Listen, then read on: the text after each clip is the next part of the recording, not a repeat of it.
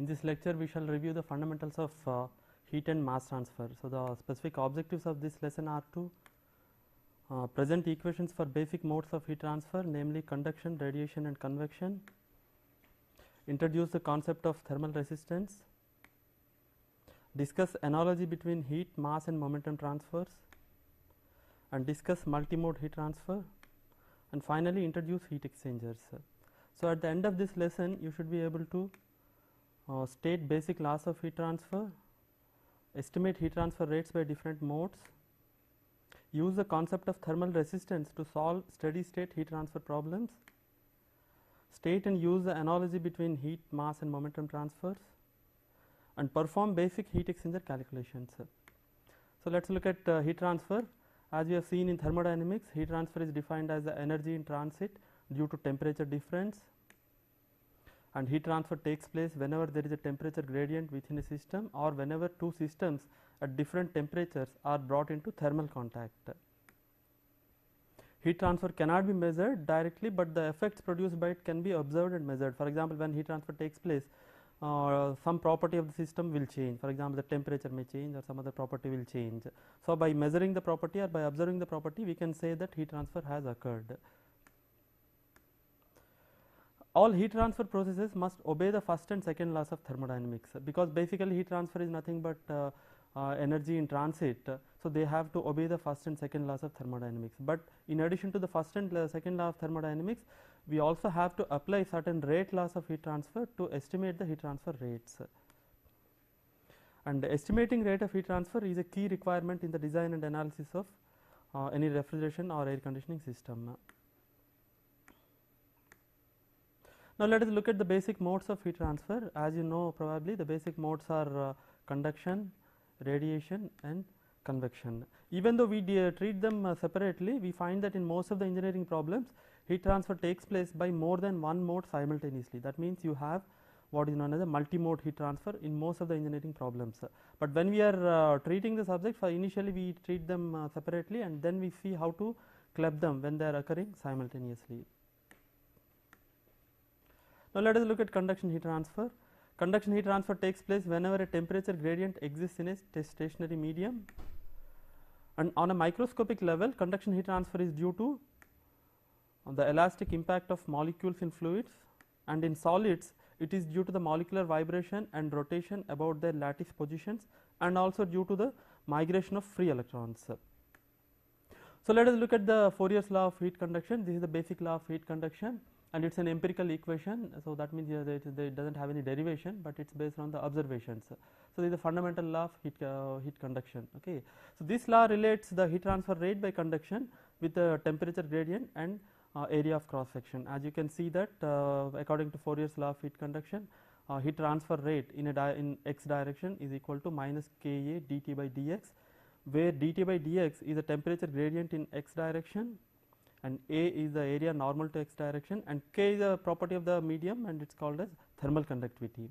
And if you want to find out the heat transfer rate, obviously we need to know the temperature gradient. That means we should know the function of temperature, temperature as a function of spatial coordinates. Then you can find out the heat transfer rate by conduction, provided you know the thermal conductivity and also the heat transfer area. And the negative sign in this equation is a consequence of second law of thermodynamics. As you know very well, the second law of thermodynamics says that heat transfer takes place spontaneously from a system of high temperature to a system at low temperature. That means dt by dx will always be negative as decided by the second law of thermodynamics. So, if you want to make Qx as positive, you have to have this negative sign. So, the negative sign is a consequence of second law of thermodynamics. Now, let us look at typical thermal conductivity values. This table here shows typical thermal conductivity values for a large number of materials at 300 Kelvin. That means at a temperature of 27 degrees centigrade. So, from the table you can notice that all pure metals have very high thermal conductivity. Copper has a very high thermal conductivity of 399. Similarly, gold, aluminum, etc., they have very good thermal conductivity. That means they are all good conductors of heat.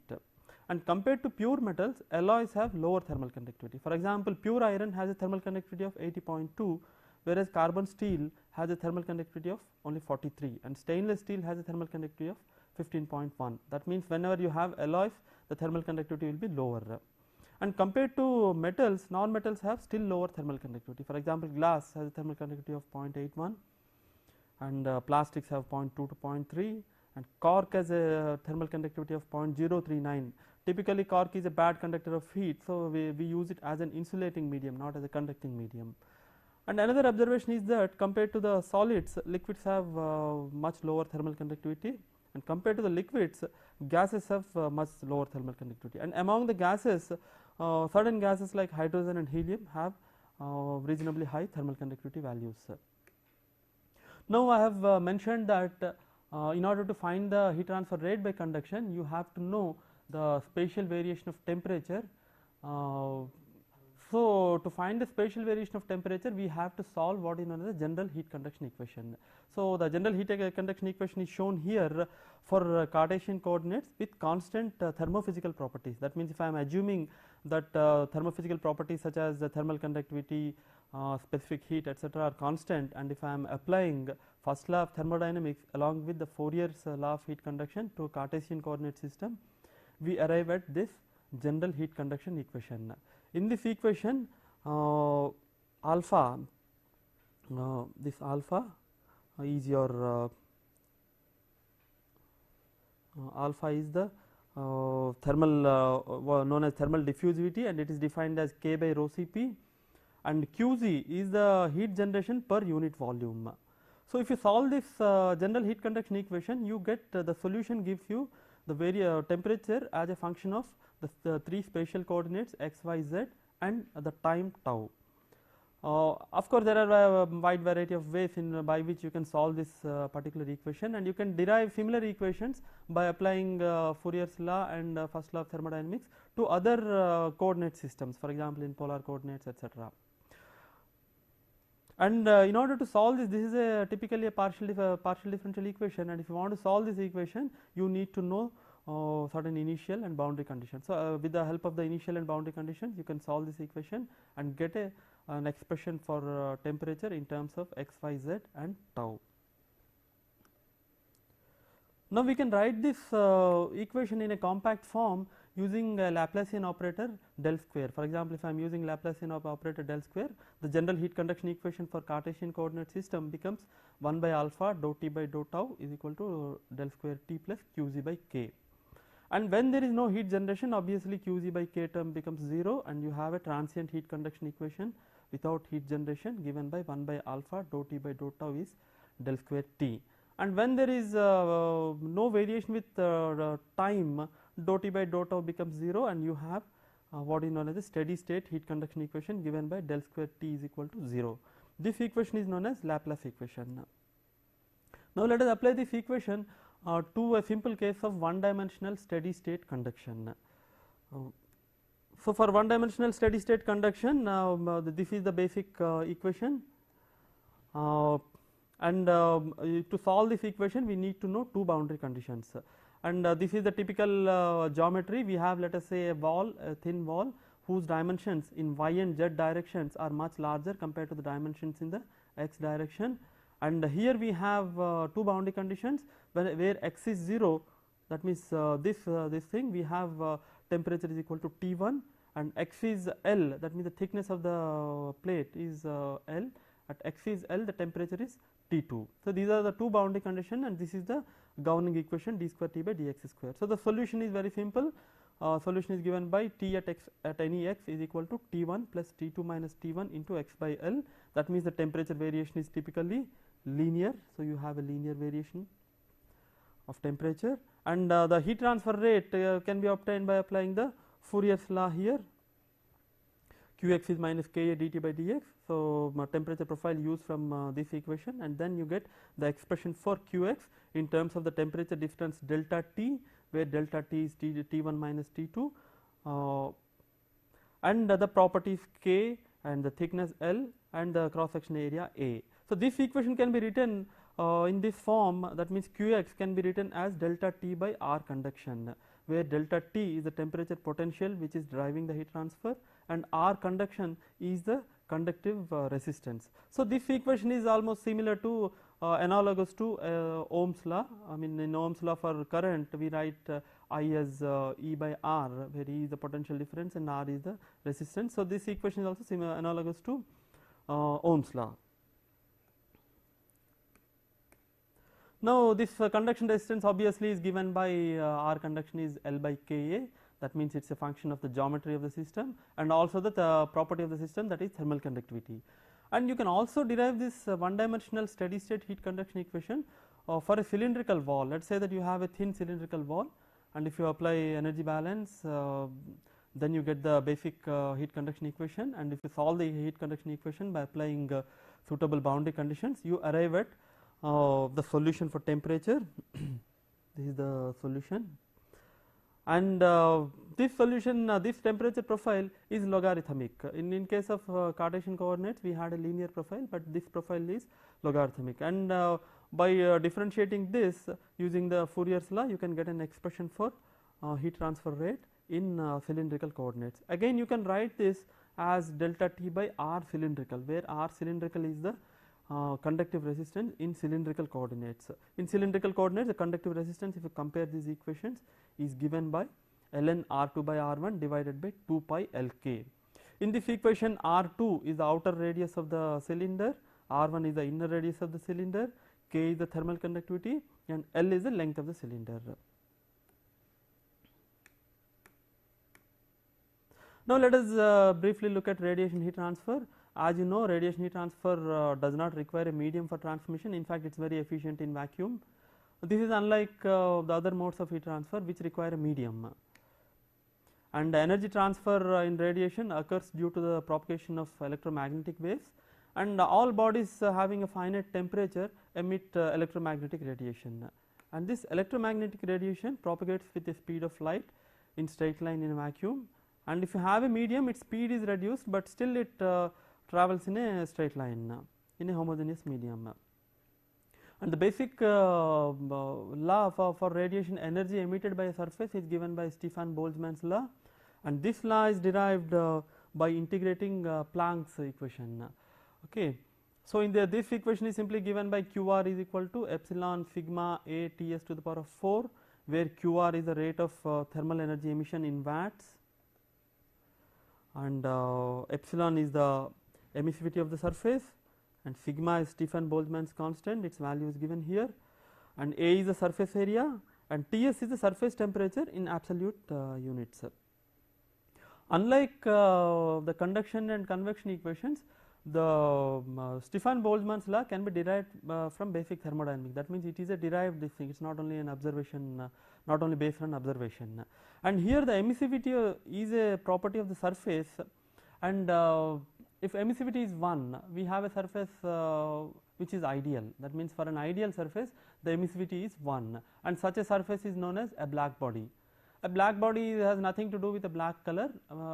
Black body is an ideal emitter. That means it emits at a given temperature, a black body emits the maximum amount of radiation. Similarly, it absorbs the maximum amount of radiation. So, such a body is called as black body, and all real bodies have emmissivities less than 1. So, all real bodies have emissivity less than 1, and emissivity, the definition of emissivity itself, it is defined as the emissive power of a real body divided by the emissive power of a black body at a fixed temperature. Okay. Now, let us look at the radiation heat exchange between any two surfaces 1 and 2 which are at two different temperatures T1 and T2. So, this is it can be shown that this is given by Q12 is equal to sigma into A into F epsilon into F A into T1 to the power of 4 minus T2 to the power of 4, where Q12 is the radiation heat transfer between surfaces 1 and 2, and F epsilon is what is known as the surface optical property factor, which depends upon the properties of the surfaces participating in radiation. So, basically it is a function of emissivities of the surfaces, and you also have a factor Fa which is known as geometric shape factor or configuration factor, and T1 and T2 are obviously surface temperatures of 1 and 2 in degrees Kelvin, that means in absolute temperature scale. So, the major problem in radiation is the evaluation of the factors F epsilon and Fa. Normally we know the temperatures T1 and T2, and we also know the surface areas, etc. So we have to find out the factors F epsilon and Fa. So unlike the other modes of transfer, radiation transfer between two surfaces depends upon the orientation of the surfaces. So the factor, geometric factor or configuration factor, takes care of the orientation of the surfaces. For example, if the surfaces do not see each other, then there will not be any radiation exchange between them. Okay. Now we can also write the temperature radiation heat transfer in terms of temperature potential and resistance. Of course, if you look at the radiation heat exchange equation, we have temperature terms not in linear form but in a non-linear form. That means Q is proportional to T to the power of 4, but still you can linearize it, and you can write Q radiation as T1 minus T2 divided by R radiation, where R radiation is the radiative heat transfer resistance defined in the manner shown here. And you can see that radiative heat transfer resistance depends not only on the factors F epsilon and Fa, but it also depends upon the temperatures in a non-linear fashion. But it so happens that in most of the practical problems, when the temperature difference is moderate, then you can assume the radiative heat transfer coefficient to be linear. That means we can linearize the radiative heat transfer and write it as a function of temperature potential and a resistance. We shall see later what is the advantage of writing heat transfer rate in terms of a potential and a resistance.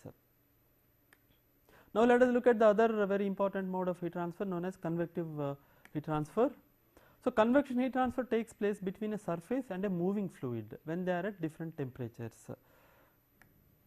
And convective heat transfer resistance consists of two mechanisms operating simultaneously. This is important. What are the two mechanisms? The first mechanism is the energy transfer due to conduction through a fluid layer adjacent to the surface.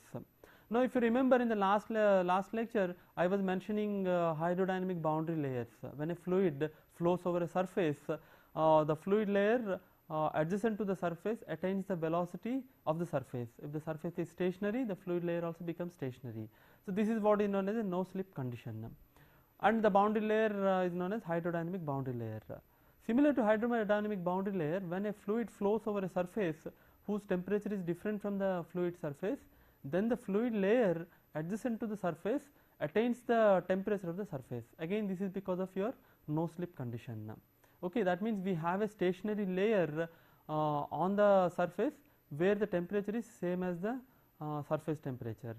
That means similar to a hydrodynamic boundary layer, a thermal boundary layer also develops, and the temperature varies in this thermal boundary layer from the surface to that of the free stream. So you can see the similarities between the momentum transfer and convective heat transfer and hydrodynamic and thermal boundary layers. And the layer which, as I said, is stationary, the layer that close to the plate is stationary. So the mode of heat transfer through the stationary layer has to be obviously conduction. Okay, so initially we have conduction heat transfer taking place from the surface to the fluid through a stationary layer by conduction. Then heat transfer heat transfer will be by the bulk motion of the fluid particles. So the second mechanism is energy transfer by macroscopic motion of fluid particles by virtue of an external force. So conduction is followed by macroscopic motion of fluid particles. And what is causing the macroscopic motion? An external force causes the macroscopic motion of fluid particles, and this external force could be generated because of the presence of a fan or pump. For example, a fan or pump is driving the fluid over the surface. Okay, then that causes the fluid flow and the mixing of the fluid particles. Such a type of convection is known as forced convection. That means whenever we are using an external source such as fan or pump, we call that convection as forced convection. It is also possible to have convective currents in the absence of any external device. This is known as a free convection. This free convection takes place because of the buoyancy effects. That means when a fluid comes in contact with a surface whose temperature is different from the fluid temperature, then there will be temperature gradient. And as you know, fluid density depends upon temperature. So when the temperature varies, density also varies. So due to the density variation, buoyancy effects are generated and fluid flow is generated. This is known as free convection. Now, the basic heat transfer rate by convection is written in a very convenient fashion as Q is equal to Hc A into Tw minus T infinity, where Hc is the convective heat transfer coefficient, A is the area of heat transfer, Tw is the surface temperature, and T infinity is the temperature of the fluid in the free stream.